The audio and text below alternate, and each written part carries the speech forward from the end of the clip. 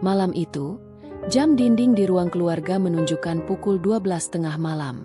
Arjuna baru saja menginjakan kaki di kediaman besar keluarga Pradipta, setelah larut dalam euforia pesta ulang tahun seorang kawan seangkatannya di kampus. Ketukan pelan di pintu utama, sontak disambut oleh sosok Bibi Lestari, wanita parubaya yang bertugas membantu ibunya, Nyonya Ratih.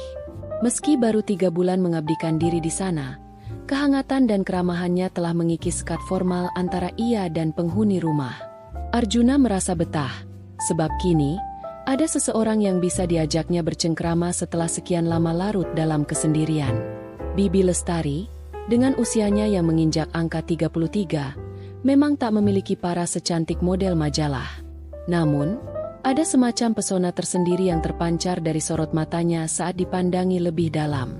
Awalnya, Arjuna mengira Bibi Lestari akan serupa dengan Mbak Sumi, asisten rumah tangga mereka yang terdahulu, yang telah pensiun karena faktor usia. Mbak Sumi adalah bagian tak terpisahkan dari rumah itu sejak Arjuna masih kecil. Namun sifatnya yang cenderung acuh dan tertutup membuat interaksi dengannya amat jarang. Biasanya, setibanya di rumah, Arjuna langsung mengunci diri di kamar, tenggelam dalam dunia ponsel atau rentetan film. Namun, 3 bulan lalu, Mbak Sumi memutuskan untuk kembali ke desa Mekarjaya guna merawat anak dan cucunya. Sebelum pergi, ia memperkenalkan Bibi Lestari sebagai penggantinya. Ternyata, Bibi Lestari adalah ipar dari adik sepupu Mbak Sumi di kampung halaman. Suami Bibi Lestari telah setahun ini merantau sebagai pekerja migran di negara seberang, meninggalkan dirinya seorang diri di tanah air. Bibi Lestari memutuskan merantau ke kota Indraloka bukan hanya demi mencari nafkah, melainkan juga untuk menopang ekonomi keluarganya. Tanpa sepengetahuannya, Mbak Sumi pernah berbisik pada Arjuna bahwa keluarga Bibi Lestari memang mendorongnya untuk bekerja di kota. Kabarnya, 6 bulan setelah ditinggal suaminya, Bibi Lestari sempat tersangkut masalah dengan Pak Tejo, seorang pengusaha catering di kampung. Awalnya, cerita Mbak Sumi itu hanya lalu lalang begitu saja di telinga Arjuna. Namun seiring waktu, benih-benih rasa ingin tahu akan sosok Bibi Lestari mulai tumbuh. Mbak Sumi sendiri sempat berpesan agar Arjuna dan Nyonya Ratih dapat menjaga Bibi Lestari selama ia bekerja di rumah mereka. Ia berharap Bibi Lestari tak terlalu sering bepergian, terutama ke rumah tetangga, sebab khawatir kesalahan serupa yang pernah terjadi di desa Mekarjaya akan terulang. Rasa penasaran itu kian memuncak saat Arjuna memergoki Bibi Lestari asyik berbincang akrab dengan Mang Karta, pedagang sembako keliling. Pagi itu, Arjuna terbangun cukup siang, sekitar pukul 10. Dengan tergesa-gesa, ia langsung mandi dan bersiap menuju kampus. Namun, langkahnya terhenti saat melintas di depan dapur. Mang Karta dan Bibi Lestari tampak terkejut melihat kehadirannya. Mang Karta buru-buru mengangkat tabung gas LPG dan memasangkannya ke kompor. Beralasan gas di dapur kebetulan habis. Arjuna tak menaruh curiga kala itu, sebab Mang Karta memang sering membantu Mbak Sumi mengganti tabung gas.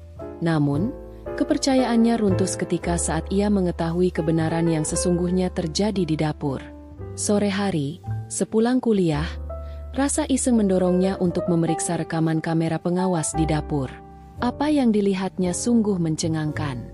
Anehnya, meskipun sebelumnya terbersit niat untuk memarahi Bibi Lestari, amarah itu seolah menguap.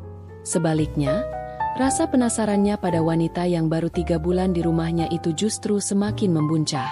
Arjuna memutuskan untuk merahasiakan apa yang ia lihat dari Nyonya Ratih.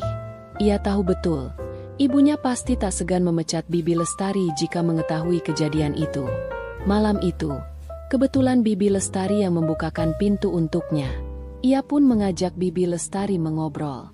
Nyonya Ratih sudah terlelap, dan biasanya akan tidur sangat nyenyak hingga pagi.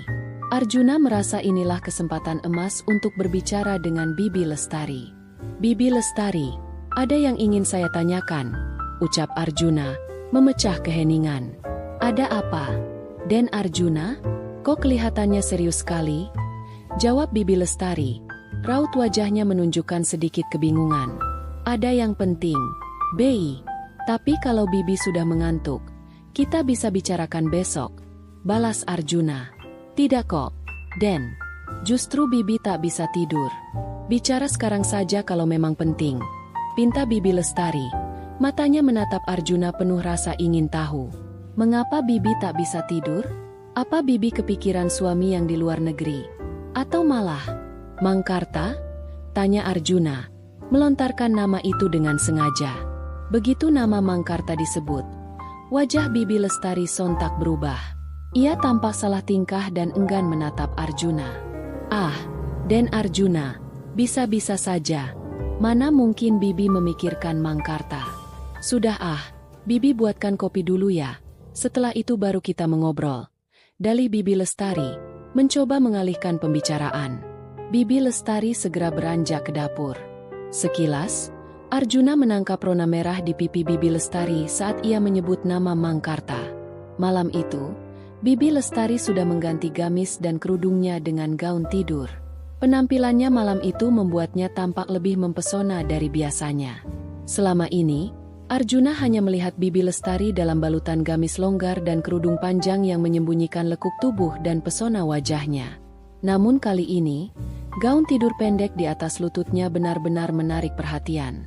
Setelah Bibi Lestari ke dapur, Arjuna duduk di sofa ruang keluarga, menunggunya kembali sambil menyalakan televisi. Jujur saja, saat itu jantungnya berdebar kencang setelah melihat penampilan Bibi Lestari. Maklum, ia masih muda, 21 tahun, dan mudah terpengaruh oleh pemandangan seperti itu. Apalagi, saat teringat adegan yang ia saksikan di rekaman CCTV dapur antara Bibi Lestari dan Mangkarta, debar jantungnya semakin tak terkendali. Meski Bibi Lestari tak secantik Nyonya Ratih, pesonanya begitu menonjol, dan Arjuna yakin siapapun yang melihatnya akan terpukau. Tak heran jika pengusaha catering di kampungnya nekat mendekatinya setelah lama ditinggal suami. Begitu pula Mangkarta, yang berani masuk ke dapur demi bisa berdua dengan Bibi Lestari, asisten rumah tangga di rumahnya. Tak lama kemudian, Bibi Lestari kembali dengan secangkir kopi di tangannya. Dengan senyum manis, ia meletakkan gelas itu di meja kecil di depan sofa sebelum duduk tepat di samping Arjuna. "Minum dulu, Den. Biar santai obrolan kita," bisiknya lembut. "Iya, aku akan minum dulu," jawab Arjuna, seraya memperhatikan Bibi Lestari yang duduk begitu dekat dengannya. Wanita itu menatapnya dengan senyum penuh makna. "Arjuna, kenapa kamu terlihat grogi di dekat Bibi?" "Seharusnya Bibi yang grogi di dekat majikan," ujar Bibi Lestari, menggoda. "Iya, saya memang jarang duduk dekat wanita. Mama melarang saya memiliki pacar sebelum lulus kuliah dan mendapatkan pekerjaan," kata Arjuna jujur. "Ya sudah, kita mau obrolin soal apa, Den?" Bibi jadi penasaran. "Kenapa kamu mengajak mengobrol malam-malam begini?" tanya Bibi Lestari, memecah kecanggungan. Saat itu, Arjuna langsung menanyakan tentang Mangkarta dan memberitahu Bibi Lestari bahwa ia sudah mengetahui segalanya, karena semua terekam jelas di kamera CCTV rumah. Wajah Bibi Lestari tampak terkejut mendengar ucapan Arjuna, dan seketika itu juga rautnya berubah menjadi sedih. "Maaf, Den Arjuna. Bibi tidak sengaja melakukan itu karena Mangkarta terus mendesak dan merayu Bibi. Den tahu sendiri kan, sudah lama Bibi tidak bertemu suami yang kini jadi pekerja migran di negara seberang," jelasnya, sembari meneteskan air mata. Arjuna memahami situasi dan kondisi Bibi Lestari yang jauh dari suami. Namun hal itu tidak bisa dibenarkan begitu saja. Apalagi, ia juga tahu bahwa Bibi Lestari pernah melakukan kesalahan serupa saat masih di kampung. Nada tegas meluncur dari mulut Arjuna. Wajah Bibi Lestari semakin memerah, dan tangisnya mulai pecah perlahan. Ia meminta maaf dan mengaku menyesali kesalahannya. Saat itu, Bibi Lestari meraih pakaiannya untuk mengusap air mata, namun gaunnya terangkat sedikit, membuat Arjuna tak sengaja melihat pemandangan yang menggodanya. "Den Arjuna, tolong Bibi. Jangan sampai Nyonya Ratih mengetahui hal ini, Bibi pasti akan dipecat," pinta Bibi Lestari, yang semakin membuat jantung Arjuna berdebar karena wanita itu bergeser lebih dekat dan menepuk bahunya, meminta kebijaksanaan darinya. "Iya, Bibi. Saya tidak akan menceritakan masalah ini kepada siapapun, termasuk Mama.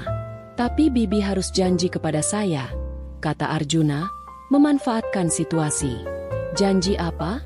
Tanya Bibi Lestari penasaran. Air matanya masih mengalir tipis. Bibi harus berjanji untuk tidak mengulangi lagi perbuatan itu dengan Mangkarta, karena dia sudah punya istri dan anak, jawab Arjuna, mencoba